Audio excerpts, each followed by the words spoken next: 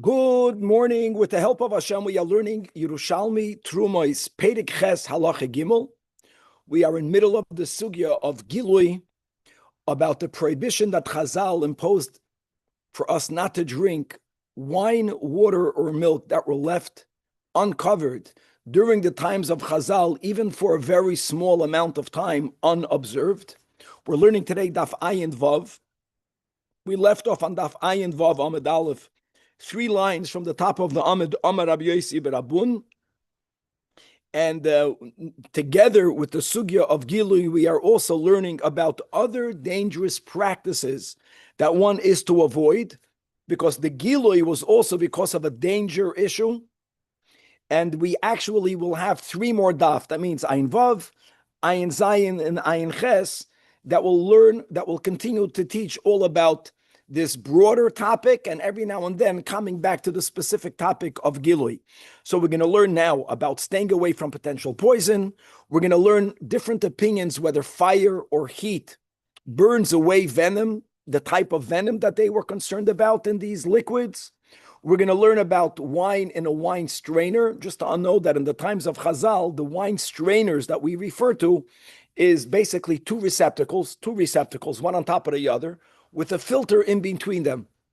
And normally you would pour wine with sediment and other impurities in the top receptacle, and then it would go through the filter, and then there was some sort of way of taking the wine out from the bottom receptacle. Now we will have a machloikis between Rabbi Yehuda and Rabbi Nechemya, and they're going to argue about 2 very important points. Number 1, does the filter out venom, snake venom, which is generally somehow more adhesive than liquid itself, so as wine or water can easily flow through a strainer or flow through a filter, somehow the venom could remain on top. And actually, Rab Nechemya is more lenient. Rab Nechemya holds that wine will be filtered out.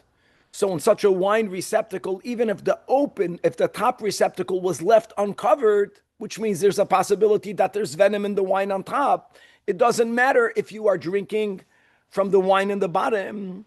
And there's another topic connected to this wine filter, and that is what were to happen if the bottom receptacle was left open.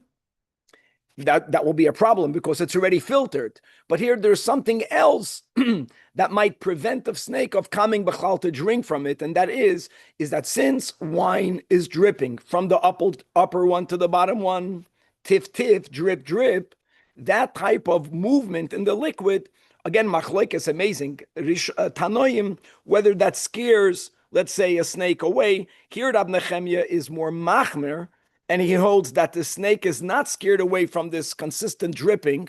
So if the bottom receptacle was left open, you may not have wine from the bottom receptacle. Here, Rabbi Yehuda is going to be, so to say, more lenient, and he will hold that dripping does prevent snake from coming there, and therefore he will not deposit his venom. We're going to learn about the tightness of the cover required to prevent snakes from being able to go into these liquids. We're going to learn about the effectiveness of coverings, and we'll see how far we get. I do know that tomorrow, all the way on top of Daf Ayin Zayin, we're going to go to the topic of Kol of Akum, and as we'll see that there are 2 reasons in the Yerushalmi why Chazal made that takana and how it all fits into this general topic again of avoiding dangerous practices. So, Chevra, without any further ado, Daf Ayin Vav, and we are on Daf Ayin Vav Amud Aleph, 3 lines from the top. Amar Rabbi Yossi Berabun, that you should know Kol Zeya Denafka Mi Barnash, that human sweat, Sam Mavesu, has so many toxins that they could be very dangerous. And this is in continuation to that which we learned on top of the Amid, that which we learned at the end of last year, that one is not allowed to put bread under one's armpit. By the coins, we explained that has more to do with bacteria or other types of impurities that are on the coin because many people handle them. That's one issue. But the reason why we're not allowed to place bread or really any food under the armpit That's because there's a lot of sweat there. And we view sweat as something venomous, something toxic. There's one exception. Chutz mizeyas panim. And God made it that way because when a person sweats, it's likely that some of the sweat will make itself into one's mouth. So it's amazing. Now, if this is a fact that is today understood and authenticated in the current scientific world, as we say in Yiddish, whether yeah or not, it's irrelevant. This is a Torah concept. And to add to that, there is always a possibility, dafke because of galus, which also would mean that the physical world is not fully mirroring its spiritual source. That's the meaning of galus, that there are possibilities that sometimes these truths don't always reflect themselves physically, which is not problematic. But the Torah has a view that sweat from a person is toxic, aside of the sweat that comes out of one's face. Okay, says the Gemara, Katshalun l'Rabbi Yonasan. When people would ask Rabbi Yonasan whether they are allowed to drink these three liquids that were left uncovered, unsupervised, Amar Loin, he would respond to them, Arava du nafshach ana, am I the guarantor of your life? Look inside the maraful, the 4 lines from the top. At the end of the large line, the last large line, Katshalun l'Rabbi Yonasan, says the maraful, Al Giloi Amar Levichi Arav l'nafshach ana, which means Sha'ani tzorech lahazircha, you need me to come and forewarn you, Shaloi testapik benafshecha, that don't play around with your very life. In other words, he didn't say don't drink it.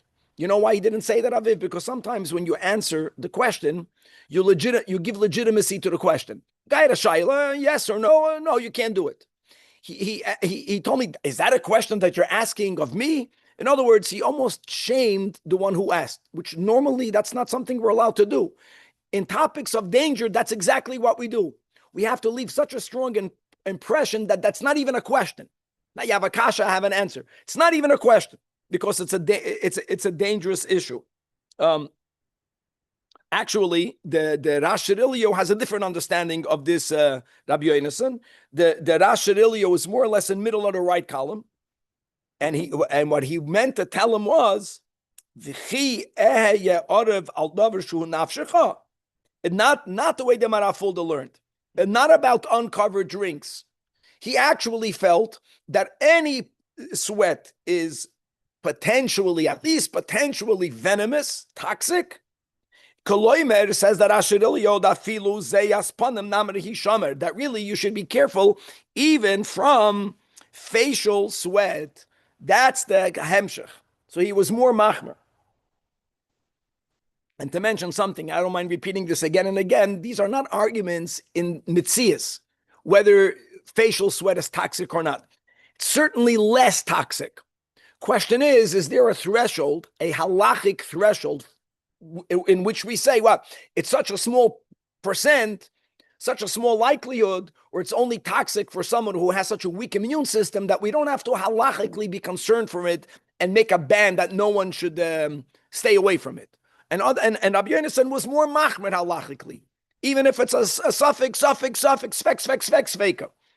You know, by Pikuach Nefesh, we say svek sveka is doicha Shabbos, even a svek sveka. So the question is, how many doubts? What small percent? So it's a halachic machlokes about how much credence do we give even to such a small possibility. Regardless, let's go weiter. The next piece of the Gemara is certainly back to the topic of uncovered liquids. Amar Rabbi Yanai, that kata shichor, that when people would wonder whether they should drink something that was left uncovered, I know that, guys, even though wine from the 3 liquids might have been the most expensive one, but still, you know, when you are weighing whether I should eat it or not eat it, yeah, drink it, not drink it, sometimes just by understanding that the benefits versus the liability is so unbalanced, it's not worth it. In other words, he would tell them that if you'll drink it, if you saved it, you're saving suit.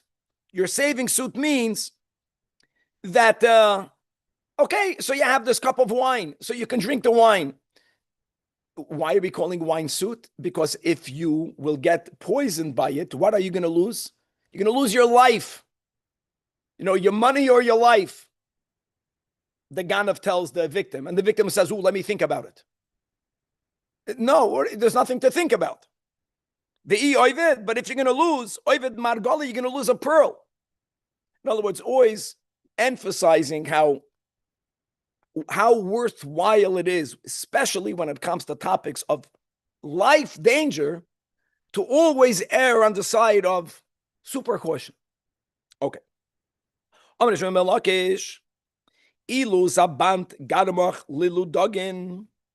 if you were to sell yourself to the Ludogin tribe, were people that were cannibals. We have this every now and then. It means even if a person was going to do something dangerous, you know what's dangerous, Aviv? To sell yourself to cannibals. Even though that they're buying you not for lunch, they're buying you to be their slave, but there's a risk. What's the risk? That if they don't have lunch, you'll become lunch. At least over there, they would pay money for a slave. In other words, if you want to do something dangerous, at least there should be an upside, make a few good dollars. But you understand? But Vahachi over here, if you're going to risk drinking these liquids that are stayed uncovered, how much money did you already benefit? B'damim kalilin, you're risking your life and not even making $1 off it for a small amount of money. I don't know if this story is authentic, but I remember the following story, that once when the Alter Rebbe was not home and someone urgently needed to see the Alter Rebbe, someone who he needed a ticket, he did something wrong, he needs to speak to the Rebbe to find out what he needs to do. So the Rab Shmuel Munkes had Rachmanis. This person came, the Alter Rebbe wasn't there. It sounds like he wasn't going to be back for a while. So he made believe he was the Alter Rebbe. And this guy told him that he went and he stole from his neighbor's tree an apple. His neighbor he's gambled an apple.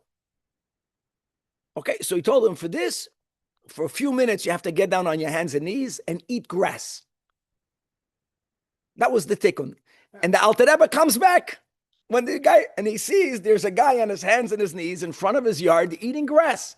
He knew right away, this is Shmuel Munkes. So he tells Shmuel Munkes what happened over here. He says, listen, Rebbe, he came over here completely broken. He stole an apple from his neighbor.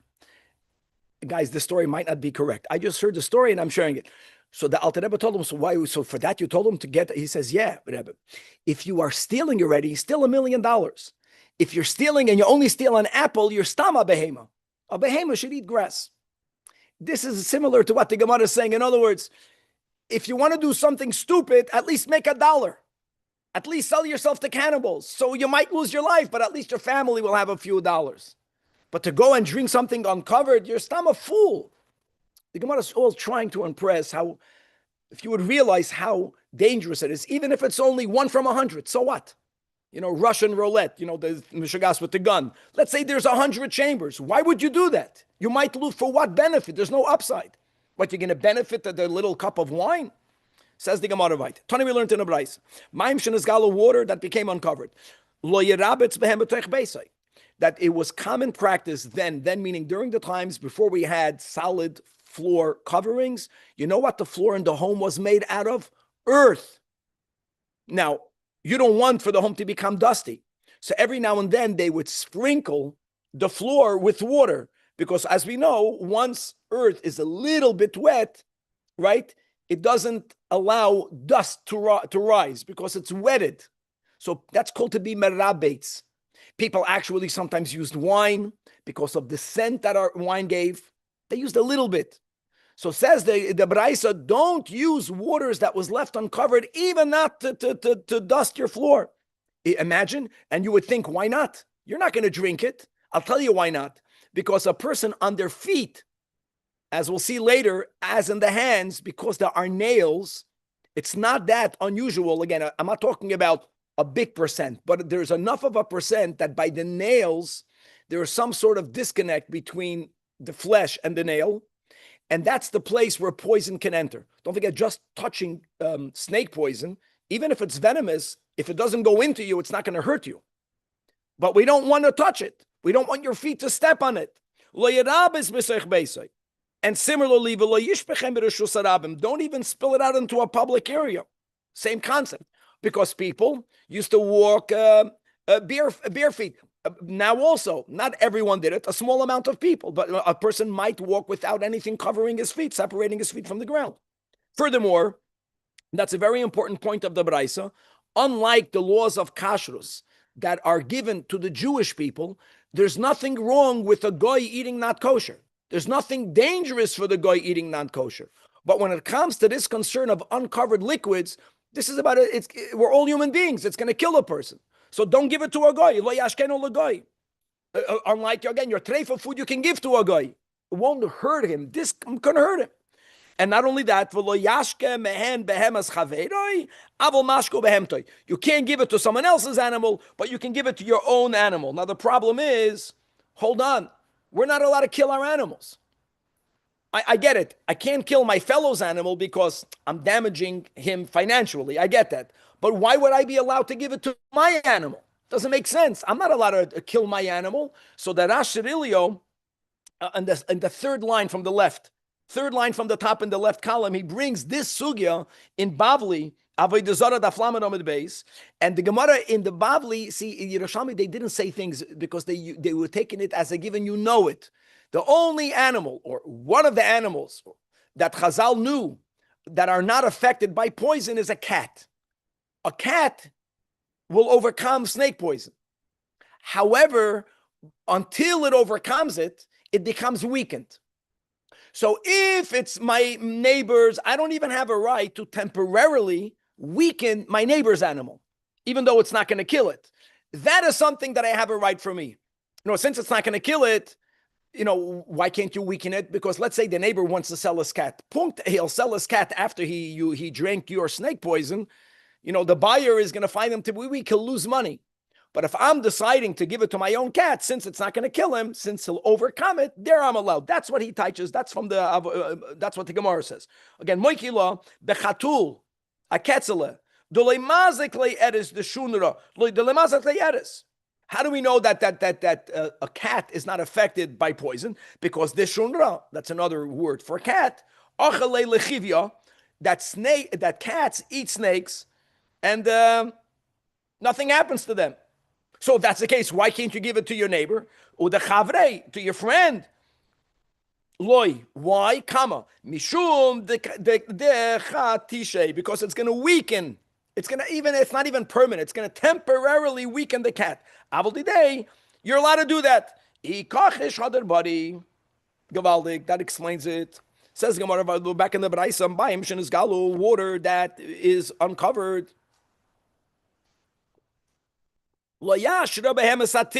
Imagine.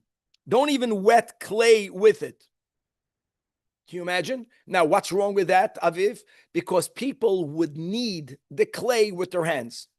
And just like we have to be very precautious for people not to step on it barefoot, it's all about the hands and the feet from the Braisa. Why? Because by the nails, I'm not talking about people that bite their nails. Even if you don't do that, that's where there might be openings. Also, don't wash your clothes with it, again, because people wash clothes with their hands.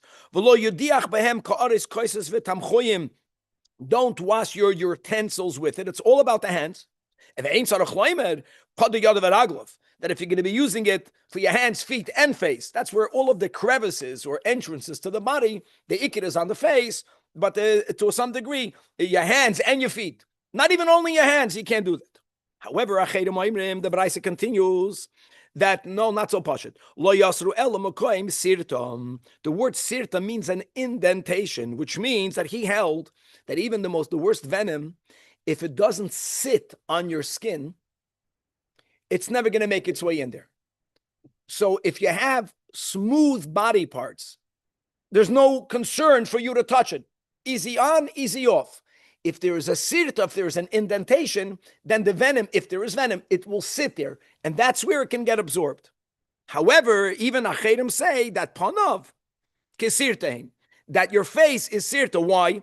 Not because there are indentations. It's like an indentation because you have openings. You have your eyes, you have your nose, you have your mouth, you have your ears. And he also agreed that the tips, Rashi etzbois yadav aglov, kesirta. In other words, he also agreed that where you have nails, that's a sirta. even if it's not indented, because there might be a crack, there might be an opening that will allow the venom to go into the bloodstream. But he held that under your feet, if I taste, under your feet, there's no nails there. So he was a bit more lenient. Says the Gemara Vaited, another Braisa, Maimshin is gala water that became uncovered. Don't need dough with it. Now, we already learned that before. And why is that, Aviv? Because when you knead dough, the venom might make its way into your hands. But hold on, there's another issue. Should there not be another issue, which is what happens? The people will eat it. So here we already have a machloikas tanoim. That what? That Nechemya Oimer, that, if everyone agrees you should not have kneaded dough with water that was left uncovered, because if there's snake venom or rachash venom, it might go into you. But if now you baked it, so Rabbi Nechemia holds, now there's no more issue. Why not? You remember we learned last time about boiling water, now we're learning about baking, the same concept. And we'll see it's even more. Because even if there was snake venom, the fact that it was put in an oven, the oven is baking the bread, that fire heat is going to dissipate the venom, and it won't be dangerous to eat it. So holds Rab Nechemia. What that implies, it's not the majority opinion, but at least you have such opinion. Now says the Gemara that Rab Simon in the name of Yeshua ben Levi says, hold on, don't tell me that Rab Nechemia will hold that you can always eat bread, even if you know that prior to making it, the water that was used, imagine, had venom in it. He says that's only b'she'eno nefelas. If when the bread is baked and you pick up the bread does not crumble. Something crumbling is a siman that there was venom in it. And the very fact that it's still crumbling means that in this case, the fire did not dissipate the venom. Then also says the Gemara Vaited, Hakol Moedim b'mayim shehu chamu. Everyone holds after learning this brayso, even Rab Nechemia, that if venom made its way into water and you boil the water, that for sure doesn't help. You still cannot have it. Where do we have it, Rab Nechemia? By an oven, by baking. And what's the difference? What do you think of it before you look further? What's the difference between cooking and baking?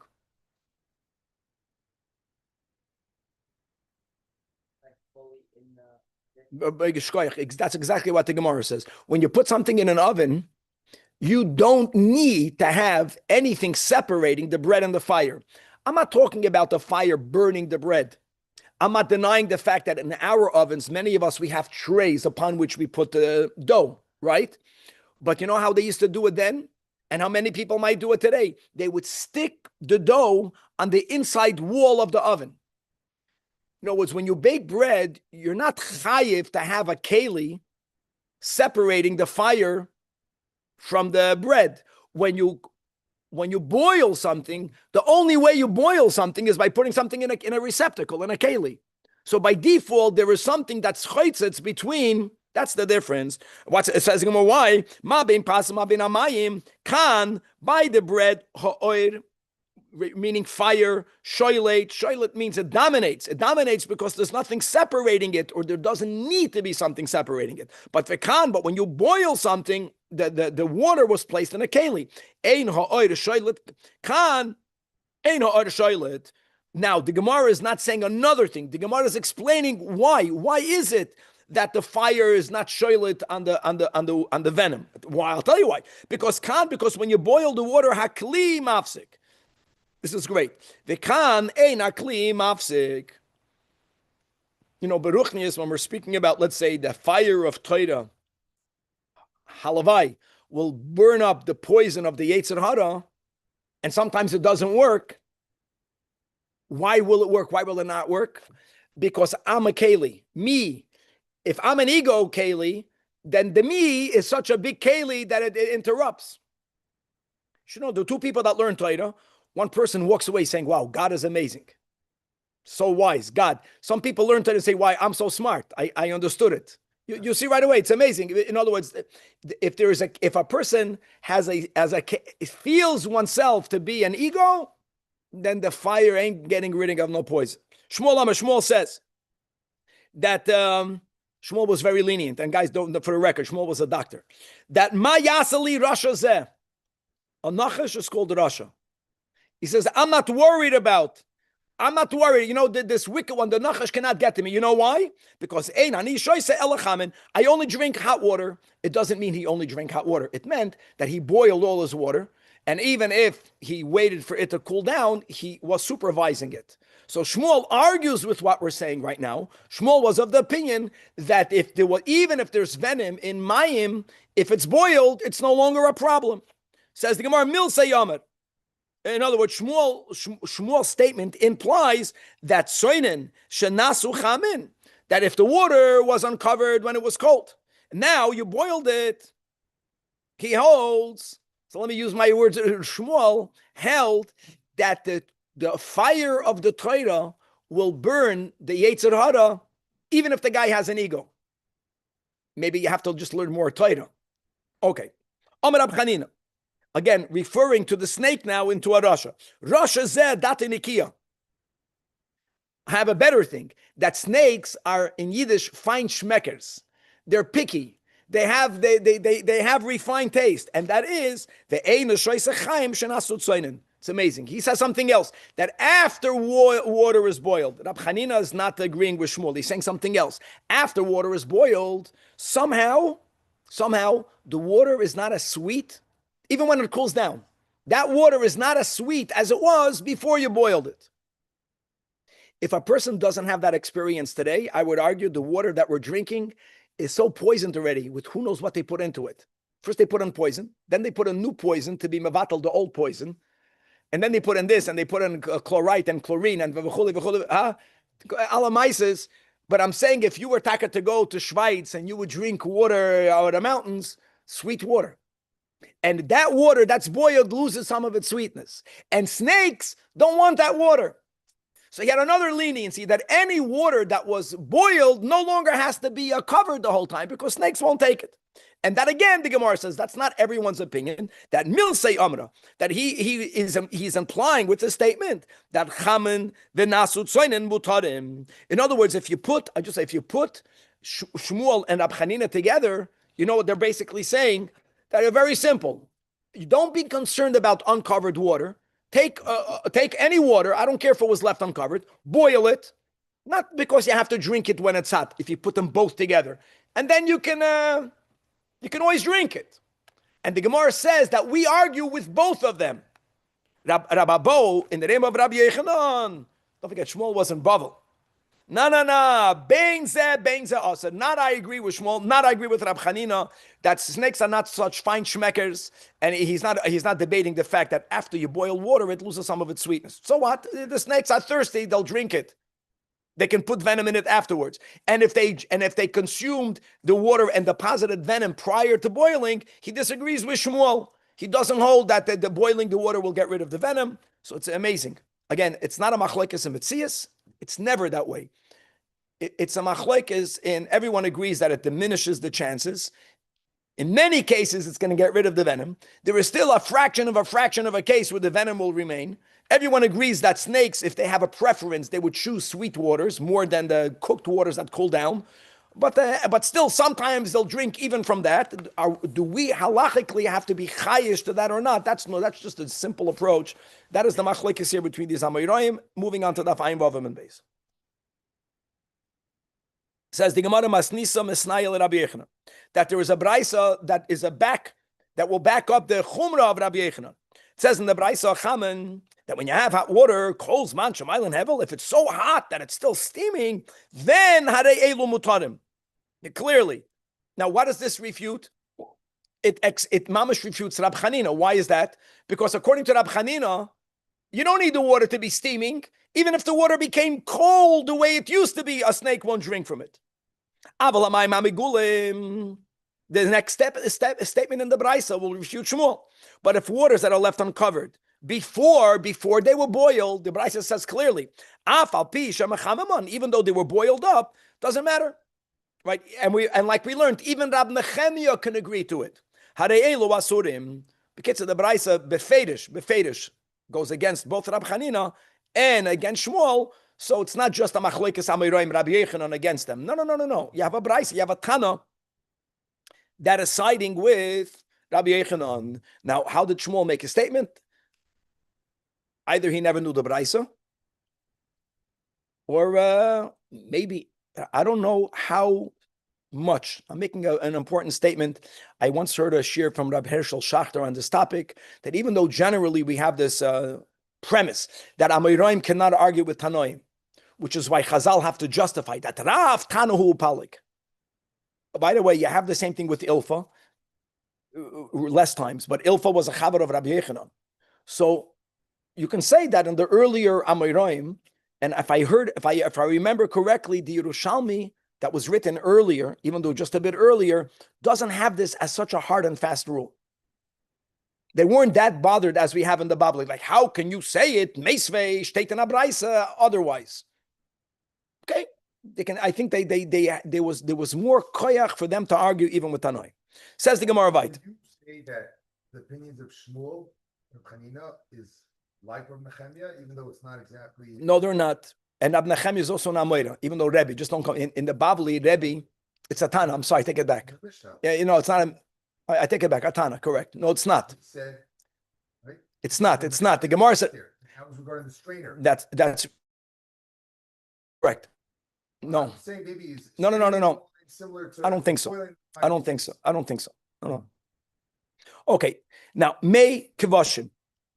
We learned last week that if in the wine you added, the way we learned Pshat, a third pepper, a snake won't drink from it.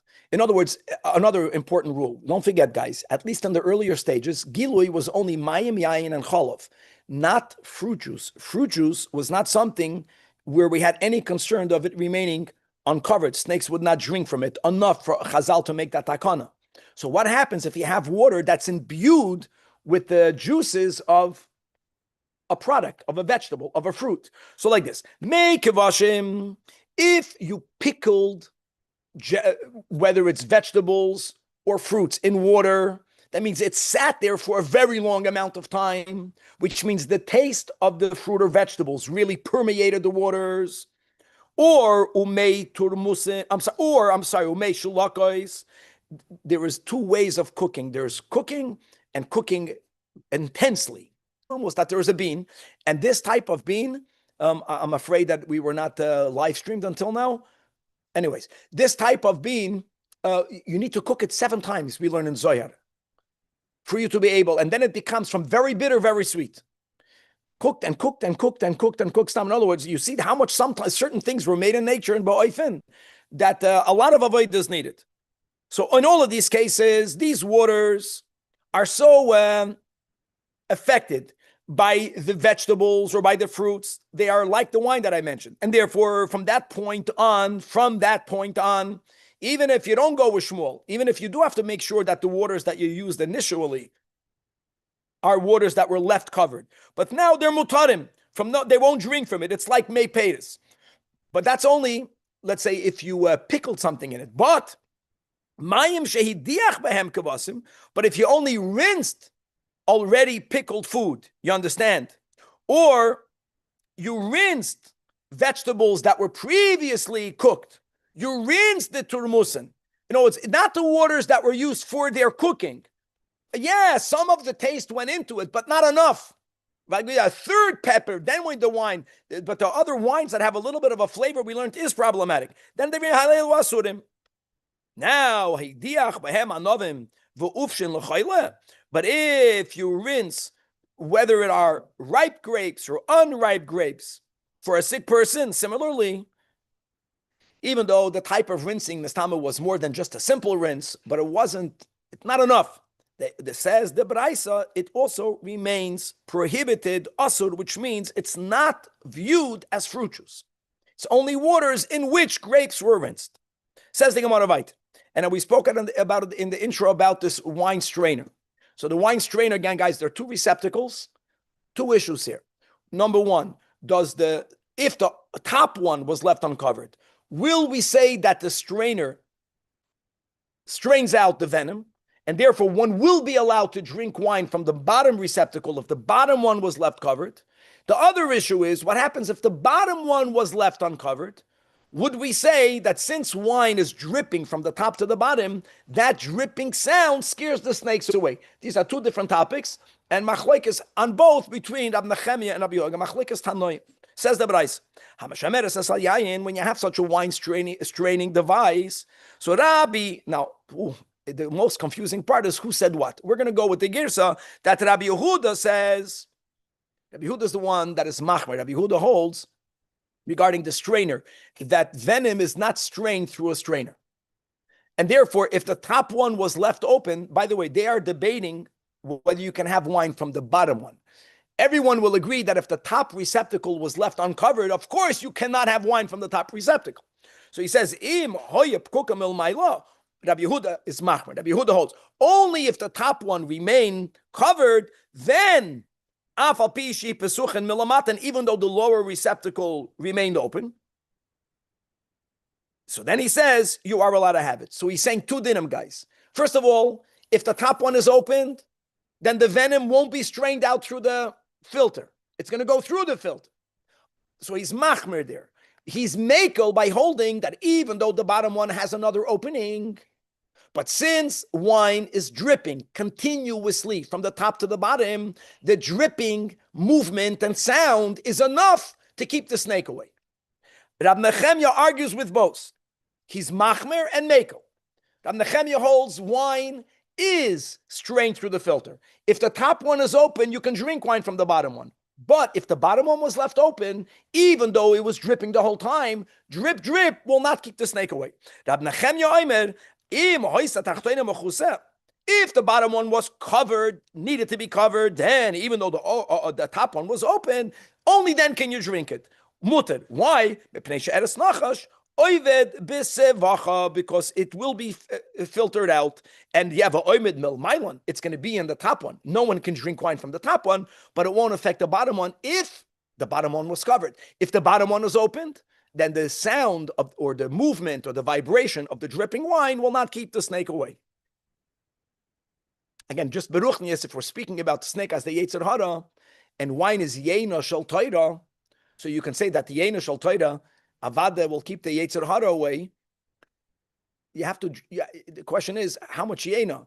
If you're just in the environment, person says, I went to an environment and it's dripping wine. I'm in a Chassidish Fabrengen, but I'm just a spectator. I'm around people that are immersed in wine. Does it help you? La machlokes.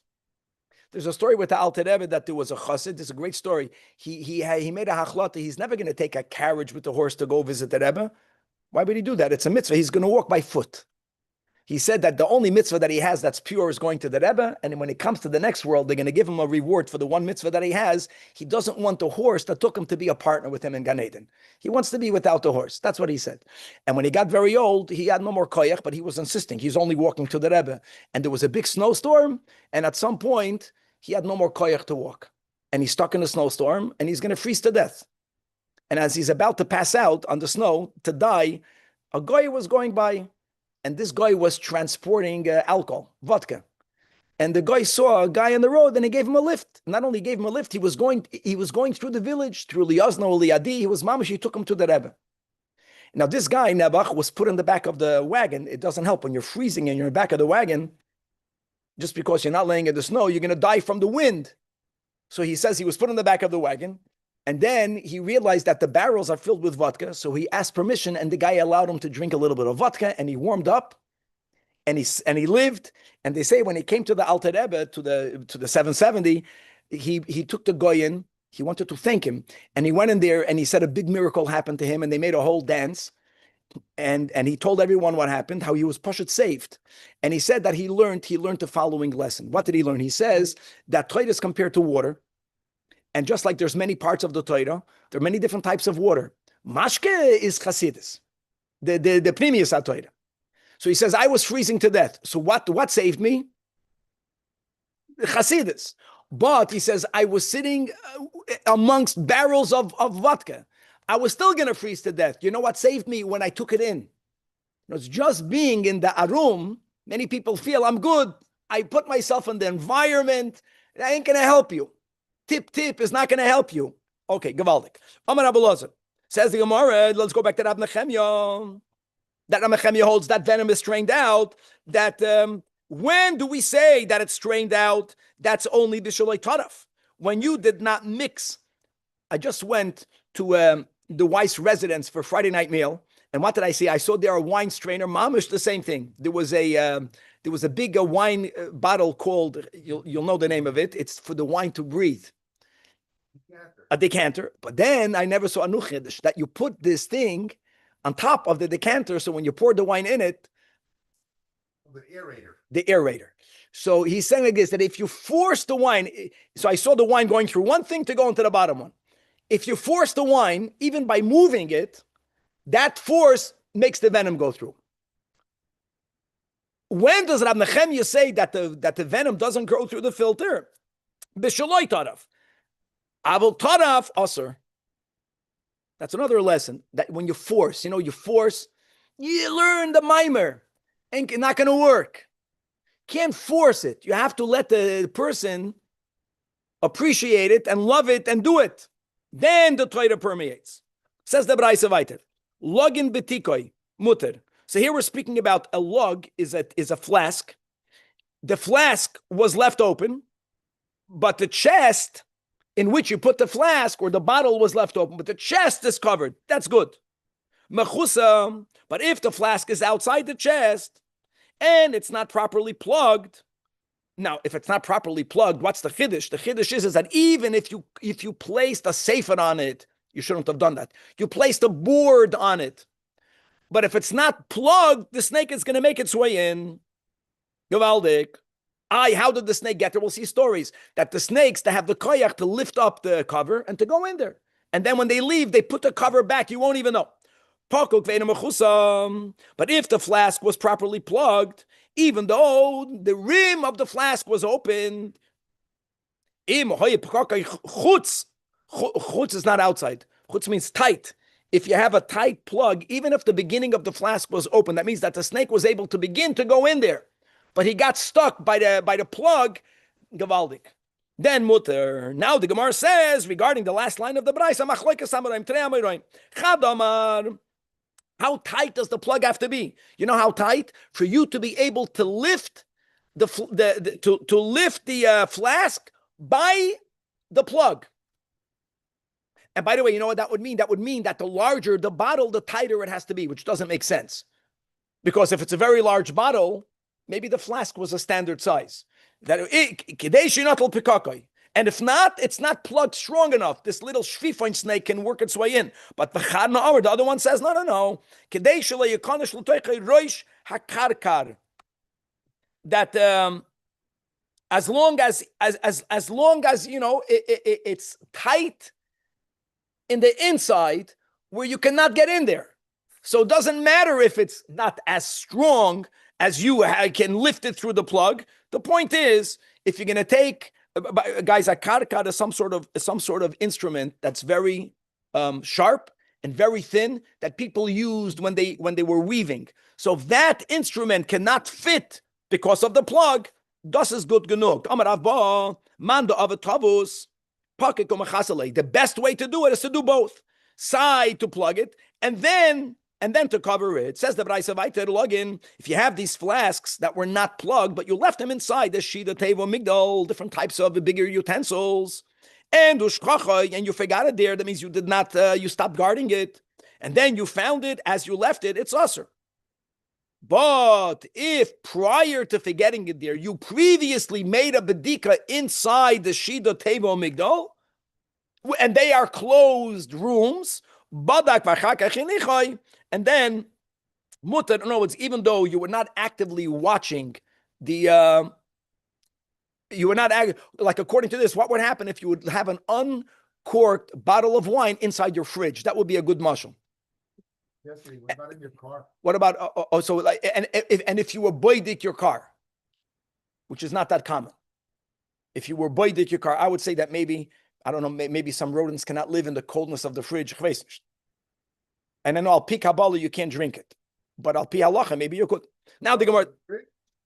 Yeah, I'm talking about the fridge. If I leave my bottle of wine today uncorked in the fridge, the Shulchan Aruch that says that I'm not allowed to use it overnighted. Today it's overnighted. I'm not allowed to make Kiddush or Havdalah on it.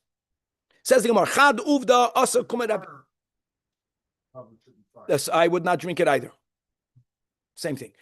Because that's about the Ruchniistic spirit. Chad uvda asa kumet Rabbi. A case came in front of Rabbi that what happened, the Chad, there was a person, the Chame, he saw that what? That even though there was a covering over a utensil, he saw the snake lifting up the covering.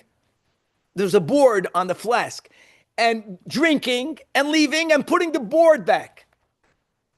The Risha. Megali Machase.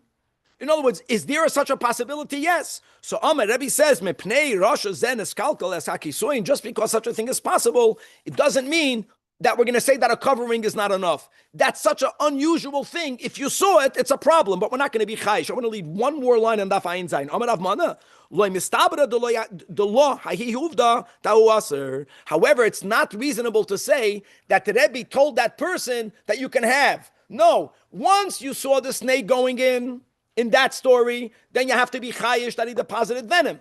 All the Rebbe was saying is that a covering, as was in the story, is enough.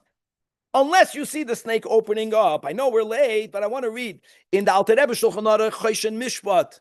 Imagine Hilcha Shmiras HaNefesh V'Haguf or Bal Tashchis. Just to go back to many dinim that we were learning about the Ruchniistic issue with waters. One of them is V'chein lo yishta min anaharis v'hagamim. Don't drink water out of natural bodies of water. Why? So he says that there is issues of snakes, but then there is issues of ruach ra, and therefore he says vafilu bayoim, when you take water out of these lakes, you have to pour some of the water out.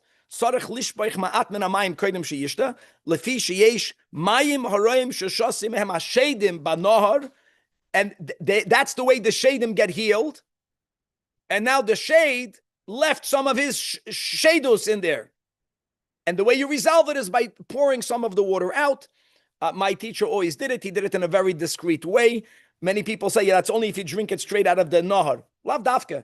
If the water that you're drinking came from a nahar, if the shade is in there, the only way you get rid of it is that you take some of the water and you would swivel it around. So a drop of water touched the finger. You take a drop of the water out, and that resolves the ruach ra bismanenu. A lot more on this to be continued. Yes. Eating meat and fish together. Very good. I don't know, but it's a very good. Very, very good question. This story at the end with the snake. Yes. I mean, even though it happened, we don't posture that you